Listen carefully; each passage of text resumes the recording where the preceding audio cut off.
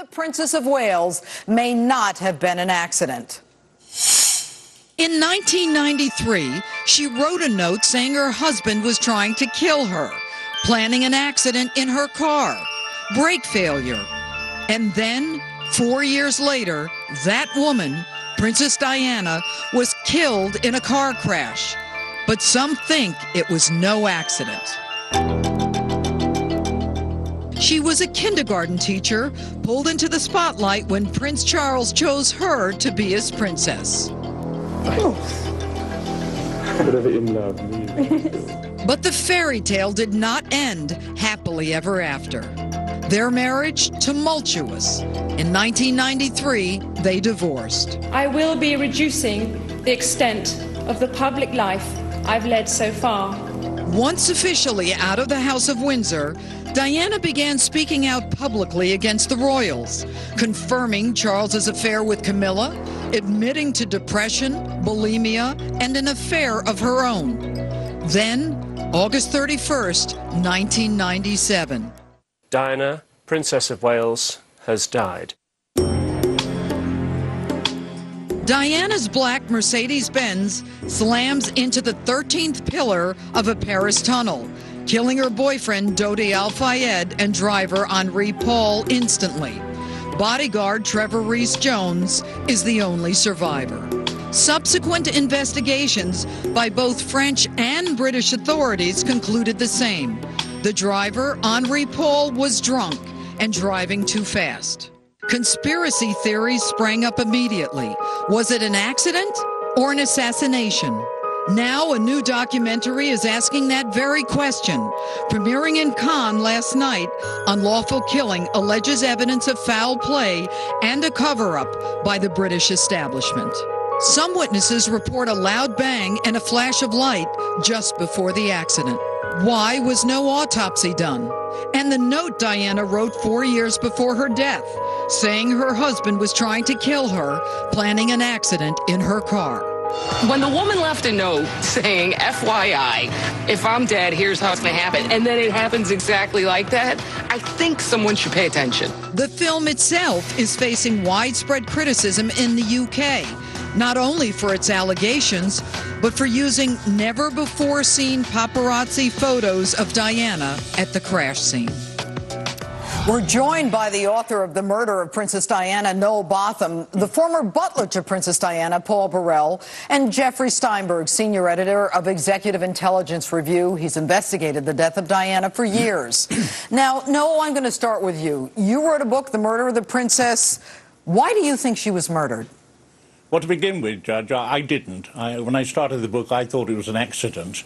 And it's the little things that made me believe that this was not a simple accident. The fact that, by some sheer coincidence, every single CCTV camera on that route, all the way from the Ritz Hotel to the Alma Tunnel, was not working that night. Why was it given to the criminal brigade to investigate and not the traffic police? Why were Mercedes experts who were offered by the company to examine the car refused any chance to look at the wreckage? Why did they wash down the road with detergent and open the road in just a few hours before proper forensic tests were done? And why did they put out the fact that this driver was drunk before they had the results of his blood test? Well, and that blood test, Judge, was impossible to be Henri Paul's, because what they didn't tell people at the time when they put the results out was that the blood also had 20.7% carbon monoxide in it. That only came out 6 months later when a solicitor acting for his relatives got a hold of a copy of the report. Now, if you had that much carbon monoxide in your body, you'd be falling about, you'd be vomiting, and you would certainly be unable to drive a car. Noel, where do you think the carbon monoxide came from? Where do I think the... You said there was a carbon monoxide in his blood. Where did that come from? Well, according to the police, it came from the airbag, until Mercedes said, of course, we don't put carbon monoxide in the airbag. Then they said it was heavy smoking. Well, that, toxicologists say, is impossible. All right, Jeffrey, was it murder? In my heart of hearts, I'm absolutely convinced it was, but the cover-up was so massive that we will probably never have the kind of evidence that you would take before a judge and a jury to prosecute. But what do you think is the most significant evidence that leads you to think in your heart of heart that she was murdered? It's the totality of the cover-up, and when you're carrying out a high-level political assassination, as this may have been, the most important thing is to have the cover-up in place. All right. Paul, was Diana murdered? No, she wasn't. Why do you say that? This was a tragic accident. The princess was in the wrong place at the wrong time with the wrong man. I'm afraid we will have to accept the verdicts of the juries in France and in England, accept this once and for all, and move on, for goodness sakes. But Paul, because we can't keep investigating this. We've just witnessed a very happy incident in England. This only causes to upset everyone who loved the princess. We need to draw a line underneath this and move on.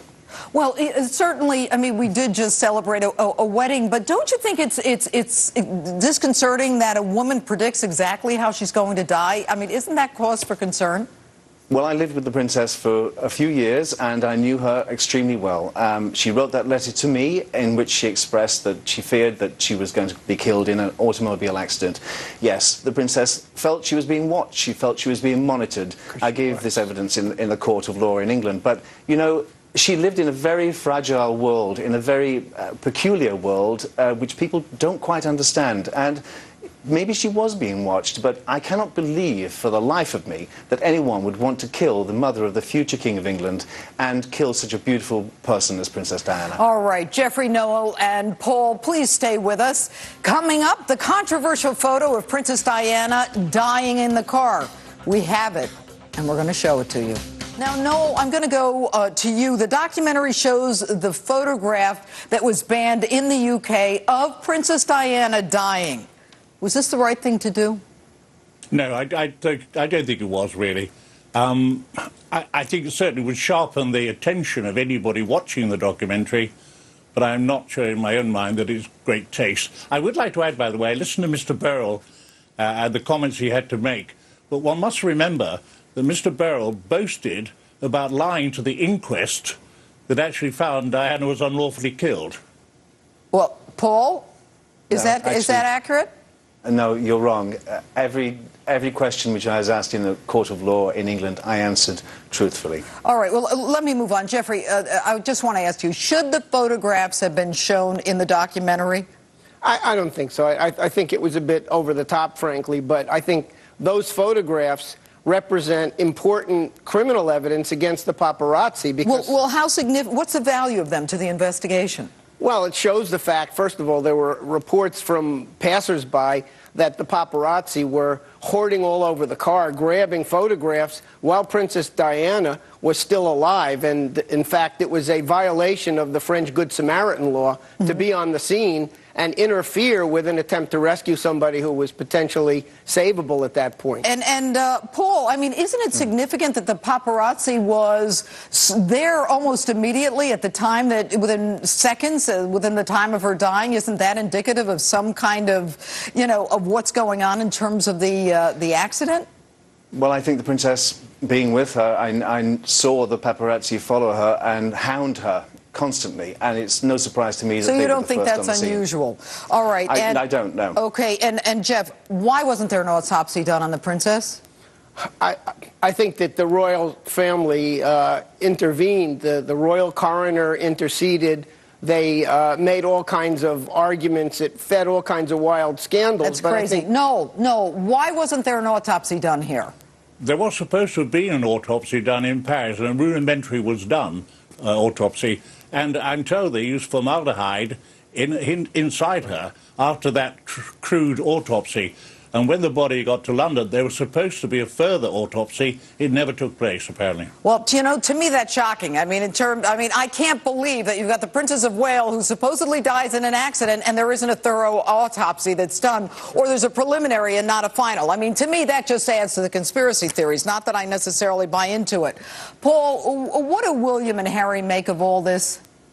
I think it's very upsetting for everyone who loved the princess to have to constantly go through this ordeal. My monitor is switched off here. I do not want to see that photograph of the princess dying. I do not want to see footage of her dying. I think it's in extremely bad taste. I think it's wrong, and it shouldn't happen. Do you think they should have been destroyed, Paul? Yes, I do. It's a matter of dignity, and everyone deserves dignity at that moment in their life as they pass over to the other side. It's wrong. It's shameful. But you know what, Paul? The truth is that crime victims across the world end up having their photographs, their autopsy photographs. I mean, you know, they're around forever in property clerks' offices. Why would she be different? Because she's a princess? No, but do you not think that everyone deserves dignity? Of course I do, but what I'm saying is when there's a question as to the cause of death, you don't have a problem with the photographs being taken, and photographs even of an autopsy of a princess would be allowed if there's a question as to death. Here we are, 1997 to 2011, we're still talking about was she killed or not. But it's a matter of taste and dignity. I mean, I just don't think that this is appropriate for anyone to see. Okay. All right, gentlemen, thank you very much for a spirited discussion. Noel, Jeffrey, and Paul. Goodbye, Judge. Good night, everyone.